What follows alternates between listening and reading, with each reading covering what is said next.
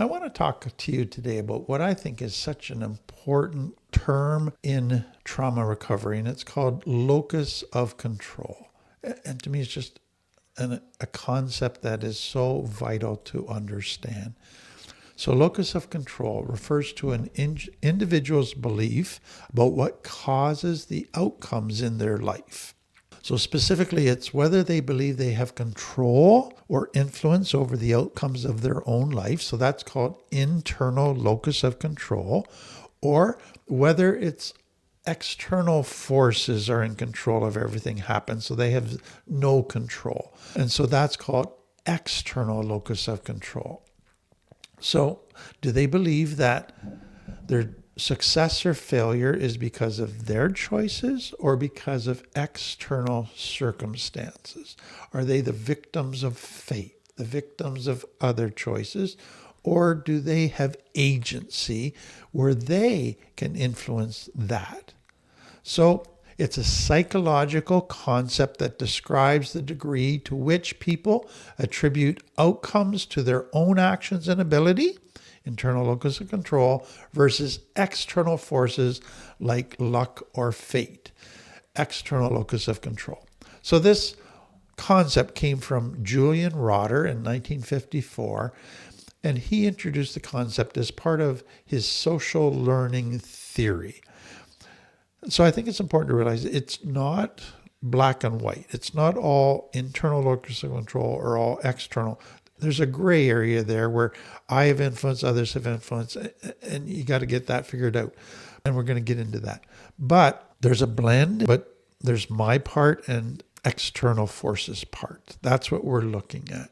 And so how we understand this and where we're at in our own sense of internal versus external locus of control plays a huge role in trauma recovery and how we cope with success trauma. That's what I want to talk about. So again, internal locus of control. You believe that your actions, your efforts, your decisions primarily determine what happens to you. That you have control over your behavior, that you have personal agency, that you're able to make choices, that you need to take responsibility for the outcomes in your life. That's internal locus of control. That's what we're aiming for. That's healthy. Because what they have found is that people with a strong internal locus of control have better mental health. They have lower rates of depression and anxiety. They have higher self-esteem, less shame. They have greater resilience to stress, and they have more proactive coping strategies. So they're better at problem solving. So they don't go to avoidance. They jump in and take action proactively. Whereas external locus of control, which believes that these outside forces like luck, fate, God, other people, circumstances control the outcomes of my life, that I'm a helpless victim of all these other forces. So people that still are there in their thinking, studies are showing, have poor mental health issues, greater depression, greater anxiety, a sense of learned helplessness in their life. So let me give you, hopefully, something that gives you a way of looking at this. If you look at an infant, they basically operate with an external locus of control. They are helpless to meet their own needs. They're helpless to handle problems. They don't have the knowledge or the tools or the abilities to be able to run their own life. They are totally dependent on others, an external locus of control. But what's the point in growing up? You learn tools, you learn skills, you get better able to handle problems. You grow from external locus of control to an internal locus of control, so that by the time you get to maturity, to adult life, a healthy adult life, you are able to operate out of an internal locus of control. You have agency to make decisions, set boundaries, respond to things in healthy ways, use good tools, problem solve. All of that you develop into. So the point is maturity takes one from an external locus of control to an internal locus of control. But complex trauma messes up that transition. Complex trauma damages the progression to an internal locus of control, to acquiring a sense of agency. And so what happens for many with complex trauma is they remain in this more infantile external locus of control. They perceive that they don't have agency. They perceive that everything that happens to them is out of their control. And I think this is because of what happens in complex trauma. So a child in complex trauma with this external locus of control is trying to build agency. They get problems and they learn tools to solve them. But then what happens with complex trauma is they run into problems that they can't solve. They run into having needs that aren't being met, but they can't resolve that. They have pain now because people are hurting them, but they can't resolve that pain. And so over time, they begin to feel helpless. They begin to develop a sense of hopelessness, that they have any agency, that they can make a difference in their life, that they can fix problems. They begin to feel this helplessness, that they are a victim of their external world, of external forces. And so they believe that they weren't just helpless in childhood, but that they will always be helpless. That other things will just happen to them and they can't do a thing about it. So what can happen for some people is, and this is where it gets tricky, they can remain in an external locus of control in many areas of their life, even as adults, because of their complex trauma, but they can develop to an internal locus of control in some areas of their life. So they can be very successful in business, very proactive. But when it comes to their relationships, they're still operating out of an external locus of control. So it's almost, there's this split in them. One part's operating out of an internal locus of control, another part's still operating out of an external locus of control. So when things go wrong, they blame others. They don't take steps to do it. They don't feel they can do anything about it. They don't feel agency to fix certain problems in their life. They just blame, they go to victim, they feel sorry for themselves. Whereas in other areas, they operate with this strong sense of agency. So here's what I want you to understand.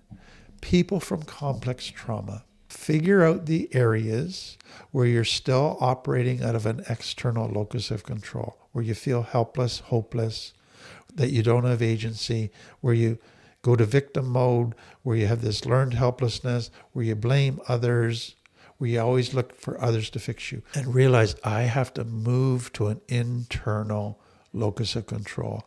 I have to move to a place where I realize I can make choices now. I couldn't as a child, but I can now.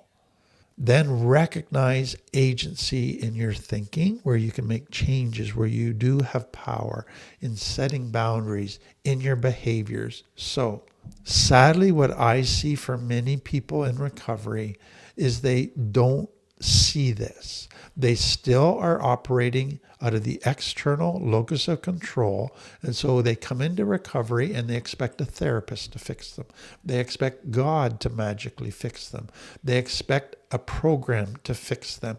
They're always looking for a magic fix, an instant fix. They're still operating as an infant, looking for mommy and daddy to fix them, to make their problems go away, to take care of everything. That does not work in recovery. You have to develop and grow into an internal locus of control. So again, there's a balance. As I go through life, I realize that in certain situations where there are problems, some of it's my part, some of it's somebody else's part. There's parts I can't control. So I got to figure that out. Some people from complex trauma, like we say, they're totally in external locus of control still, looking for a magic fix. Others think the answer is to go to rigid internal locus of control, where they have to be in control of everything. And anything that goes wrong is their fault. No, I'm not talking about that either. It's the balance of learning what's my part, what's their part, what can I control, what I can't. So let me just give you some areas for you to think about this. Look at your relationships. Healthy internal locus of control. Here's the belief. I have power to communicate. I have power to set boundaries. I have power to express my needs. I have power to address problems and grow. And so I will take responsibility for my own feelings. I will express my needs. I will confront problems. I won't expect them to read my mind. And if I find I'm in a toxic relationship, I will leave it. I have that agency. Whereas a person still in external locus of control, they believe the other person controls how I feel. I'm powerless in relationships. So if there's problems, I will blame my partner. I will avoid setting boundaries because they're not going to listen to them anyways. They're not going to respect them. It's only going to cause conflict. They're going to get angry with me. They're going to stop loving me. They might abandon me. So don't set boundaries. And so they feel trapped and victimized, but they refuse to leave. Look at work or school.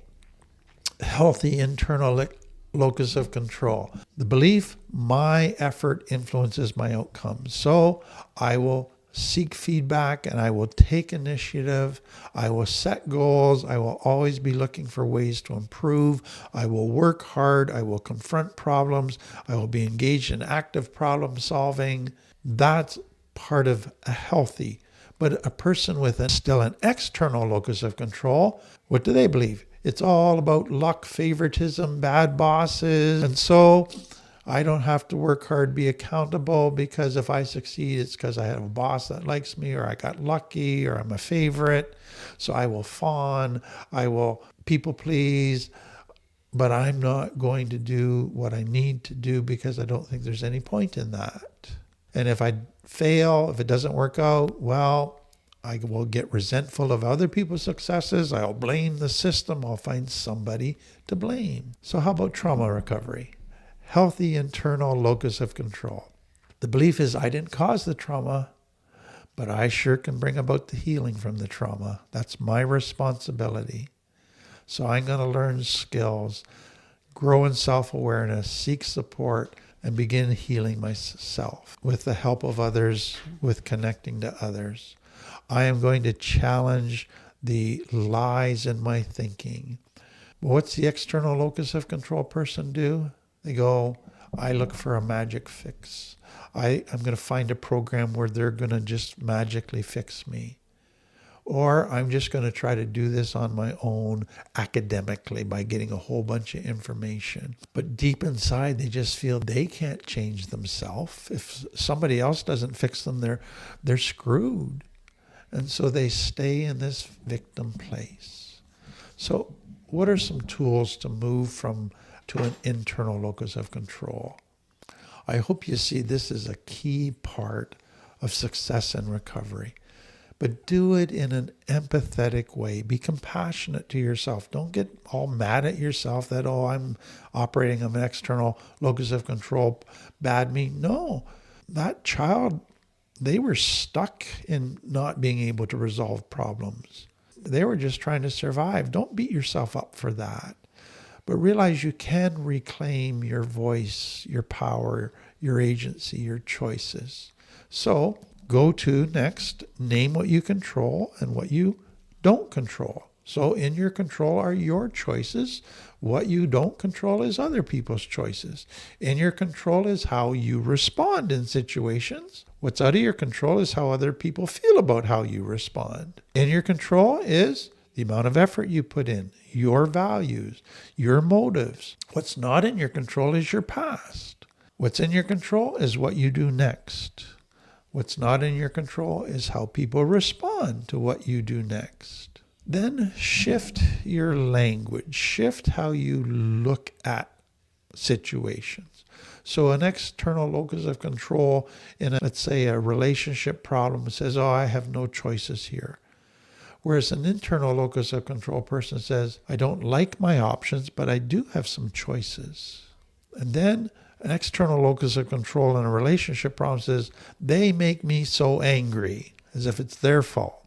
An internal locus of control person says, I feel angry when they do that, but now I can choose how I respond.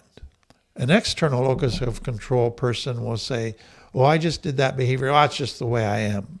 Or an internal locus of control person says, I just did that behavior. That's an unhealthy pattern.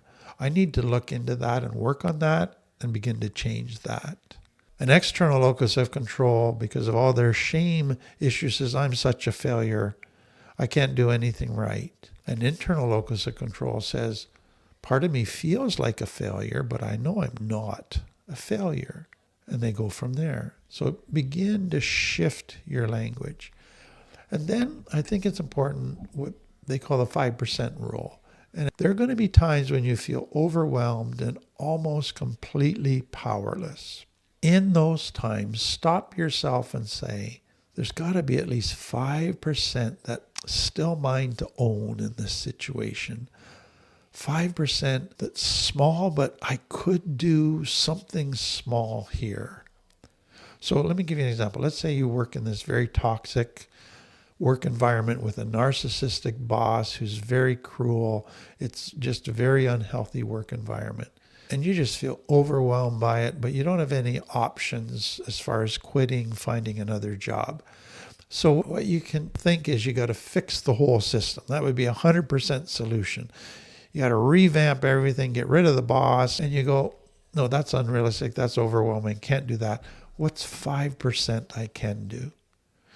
Maybe I can just ignore a lot of the boss stuff, a lot of the office politics and dynamics within the office, and just focus on helping my clients, focus on looking for some other jobs, documenting a few things about what's going on here and building a case that maybe would help change some things.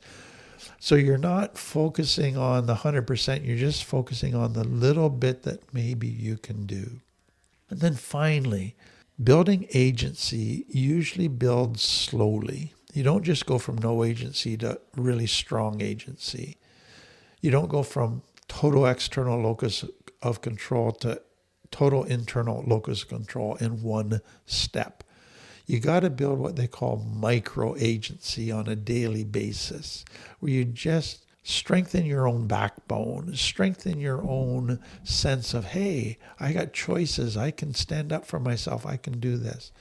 So agency is built through small, repeated acts of choice and care is what I want you to see.